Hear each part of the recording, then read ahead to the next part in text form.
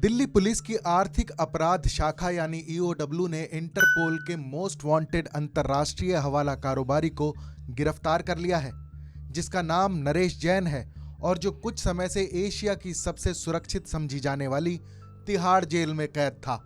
EOW द्वारा दबोचे गए इस अंतर्राष्ट्रीय हवाला कारोबारी को गिरफ्तार करने में प्रवर्तन निदेशालय यानी ईडी की अहम भूमिका रही है। हालांकि इस मामले में दिल्ली पुलिस की आर्थिक अपराध शाखा ने जैन के खिलाफ 2018 में ही केस दर्ज कर लिया था। हवाला कारोबारी नरेश जैन को तिहाड़ जेल से गिरफ्तार करके अदालत में पेश किया गया और अदालत ने उसे 4 दिन की पुलिस रिमांड पर भेज दिया है। इसकी पुष्टि ईओडब्ल्यू के joint commissioner of police doctor OP Mishra ने टीवी9 भारतवर्ष से हुई बातचीत में की है। डॉक्टर ओपी मिश्रा ने बताया कि नरेश जैन से शुरुआती दौर की पूछताछ ईडी ने ही की थी। ईडी की पूछताछ में नरेश जैन संदिग्ध लगा था। उसके बाद ही 13 सितंबर 2018 को ईडी से हासिल जानकारी के आधार पर नरेश जैन के खिलाफ ईओडब्ल्यू में मुकदमा दर्ज कर लिया गया था। दिल्ली पुलिस की आर्थिक अपराध शाखा के एक हाई रैंकिंग सूत्र के मुताबिक आरोपी ने अपने कुछ और मास्टरमाइंड ठग साथियों के साथ मिलकर हवाला जैसे काले कारोबार की शुरुआत की थी। उसने कागजों में सैकड़ों फर्जी कंपनियां बना ली थी। इन्हीं कंपनियों की आड़ में ये गैंग पैन कार्ड, आधार कार्ड, बैंक खाते से लेकर बाकी तमाम आर्थिक लेन देन किया करता था और करवाता था। जैन को गिरफ्तार करने वाली टीम के एक अधिकारी के मुताबिक नरेश जैन के हवाला कारोबार का जाल भारत के अलावा कई देशों में फैला हुआ था। मोटी रकम के बलबूते नरेश जैन एंड गैंग बड़ी से बड़ी रकम हवाला के जरिए पहुंचाने में माहिर था। जांच के दौरान दिल्ली पुलिस की टीम को यह भी पता चला है कि कुछ साल पहले नरेश जैन को फरवरी 2007 में हवाला कारोबार के चक्कर में दुबई में भी गिरफ्तार किया गया था।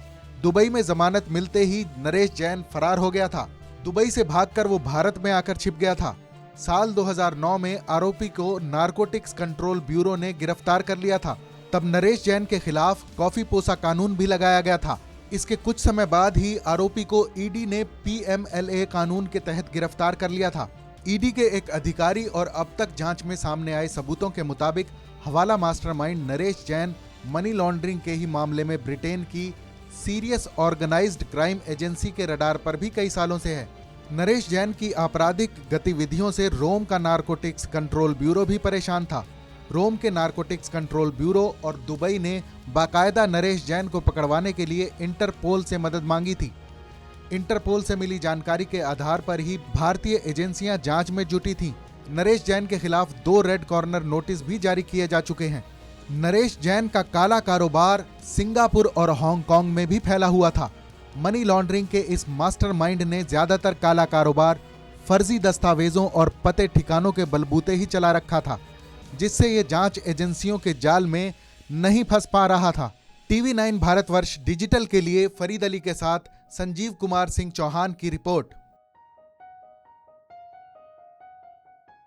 अड़ी सोमवार से शुक्रवार शाम 6 बजे सिर्फ टीवी9 भारतवर्ष पर।